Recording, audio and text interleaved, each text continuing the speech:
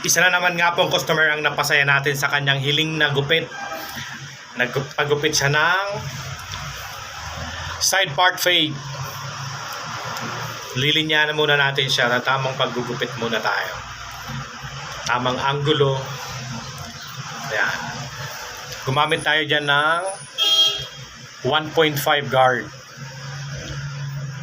Lilinyahan muna tapos 1.5. Tapos konting linis. Mamaya ng final finishing niyan. Gupit-gupit muna, gupit. Trabaho ng barbero, laging gupit eh.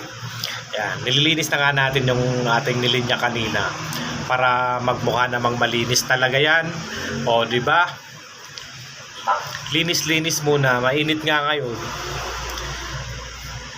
Kahit sabihin mong nasa Benguet kami, Baguio, Benguet, pagtanghaling tapat, mainit din sa loob eh. Kailangan mo ng hangin. Lilinis na nga natin ang ganyang gupit sa gilid. Para maganda naman tingnan. Yan. Sa paggugupit kasi kailangan dyan, linis ang kailangan dyan eh. Hindi naman yung mamahaling gamit, kesyo mahal yung gamit mo.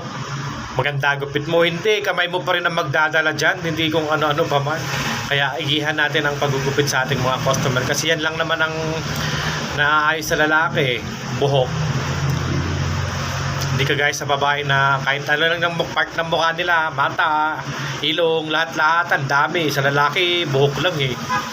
Kung anong request, ibigay natin ng maayos. Kasi pag lumabas yung customer na nakatawa, naka-smile, masaya na rin tayo mga barbero niyan.